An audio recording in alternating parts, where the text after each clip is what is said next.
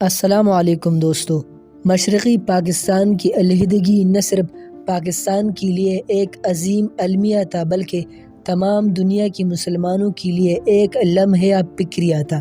یہ افسوسناک حادثہ 16 دسمبر 1971 کو پیش آیا جب مشرقی پاکستان بنگلہ دیش بن گیا۔ آج کے اس ویڈیو میں ہم 7 ایسے مسائل یا وجوہات کے بارے میں بات کریں گے جو مشرقی پاکستان کی علیحدگی کا سبب بنی۔ جغرافیائی دوری کا مسئلہ۔ بدقسمتی سے پاکستان کے 2 حصے ایک دوسرے سے 1600 کلومیٹر کے فاصلے پر تھے جن کے درمیان بھارت واقع ہے۔ یہ جغرافیائی مسئلہ نہ صرف دونوں حصوں کی دفاع میں کافی پیچیدگیاں پیدا کر رہا تھا بلکہ اس سے ذرائع آمد و رفت کے مسائل بھی پیدا ہو رہے تھے۔ زبان کا مسئلہ۔ پاکستان بننے کے بعد صرف اردو کو قومی زبان کے طور پر اپنایا گیا، لیکن مشرقی پاکستان کی اکثریت جیسے اپنی زبان اور ادب سے لگاؤ تھا بنگالی بولتے تھے۔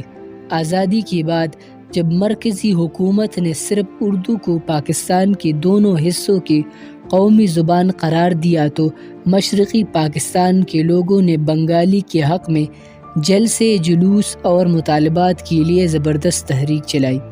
اس تحریک سے مجبور ہو کر مرکزی حکومت نے آخر کار اردو اور بنگالی کو پاکستان کی قومی زبانیں قرار دی، لیکن اب پانی سر سے گزر چکا تھا اور نفرت کی جڑیں کافی گہری ہو چکی تھی اور زبان کے مسئلے سے بات بنگالی قوم پرستی تک پہنچ گئی تھی۔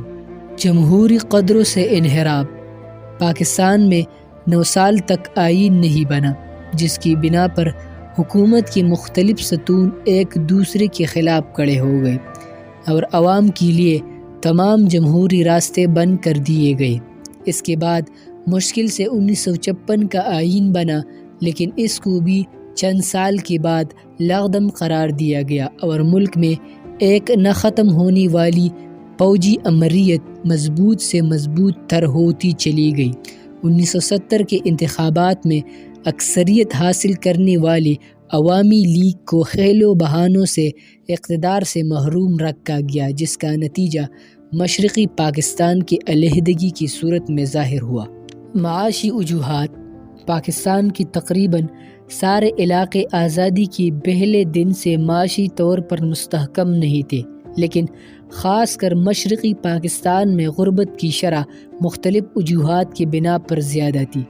بنگالی عوام کا خیال تھا کہ پاکستان بننے کے بعد ان کی معاشی بدحالی ختم ہو جائے گی، مگر ان کے خواب پورے نہیں ہوئے۔ اس کے علاوہ مغربی پاکستان کی سیاستدانوں کے غیر جمہوری رویے کی وجہ سے بھی وہ ناراض ہوتے چلے گئے اور آخر کار شیخ مجیب الرحمن کے 6 نکات عوام میں کافی مقبول ہو گئے۔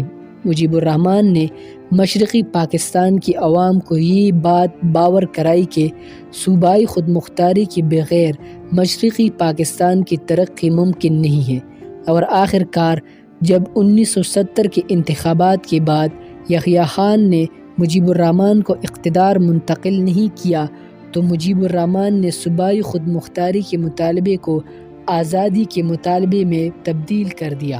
فوجی کارروائی۔ پاکستان کی حکومت نے سیاسی بے چینی اور مشرقی پاکستان میں عوامی لیگ کی مسلح جدوجہد کو بغاوت قرار دے کر مشرقی پاکستان میں کارروائی شروع کی۔ مسلح افراد کے ساتھ فوجی کارروائیوں میں بے گناہ شہری بھی مارے گئے۔ نتیجتاً مشرقی پاکستان کی عوام فوج کے خلاف ہو گئے۔ مشرقی پاکستان کی آخری گورنر ایم مالک نے صدر جنرل یحییٰ خان کو مشورہ دیا کہ معاملات کو سیاسی طریقے سے حل کیا جائے، لیکن ان کی تجاویز پر کسی نے غور نہیں کیا۔ بڑی طاقتوں اور بھارت کا کردار۔ پاکستان کی اندرونی سیاسی حالات سے فائدہ اٹھاتے ہوئے اس وقت کی سپر طاقتوں یعنی سوویت یونین اور امریکہ اور بھارت نے مختلف طریقوں سے مشرقی پاکستان میں مداخلت کی۔ بھارت نے نہ صرف مشرقی پاکستان سے بھاگے ہوئے مہاجرین کو فوجی تربیت دی بلکہ اسلحہ وغیرہ بھی فراہم کیا۔ بعد میں امریکی حکومت نے انکشاف کیا کہ بحر ہند میں امریکی 7واں بحری بیڑا مشرقی پاکستان کے بجائے مغربی پاکستان کو بچانے کے لیے آ رہا ہے۔ یوں مشرقی پاکستان کی علیحدگی کے عمل کو خاموش امریکی تائید بھی حاصل تھی۔ فروری 1974 میں دوسری اسلامی سربراہی کانفرنس منعقدہ لاہور کے موقع پر پاکستان نے بنگلہ دیش یعنی سابقہ مشرقی پاکستان کو باضابطہ طور پر تسلیم کرنے کا اعلان کر دیا۔ ہندو اساتذہ کا منفی کردار۔ قیام پاکستان کے بعد بدقسمتی سے تعلیم کے میدان میں بنگالی مسلمان ہندو کے مقابلے میں پسماندہ تھے۔ اسکولوں اور کالجوں میں ہندو اساتذہ کی اکثریت تھی۔ انہوں نے نئی نسل کو نظریہ پاکستان کے خلاف اکسایا، جس نے پاکستان سے علیحدگی کے لیے راستہ ہموار کیا۔ دوستو، امید ہے آج کی یہ ویڈیو بھی آپ کو اچھی لگی ہوگی۔ ویڈیو اچھی لگے تو ویڈیو کو لائک اور چینل کو سبسکرائب کر دیجیے، اور ساتھ میں بیل کی گھنٹی کا نشان بھی پریس کریں تاکہ ہماری آنے والی ویڈیوز کی نوٹیفیکیشن آپ تک بر وقت پہنچ سکے۔ ویڈیو دیکھنے کا شکریہ۔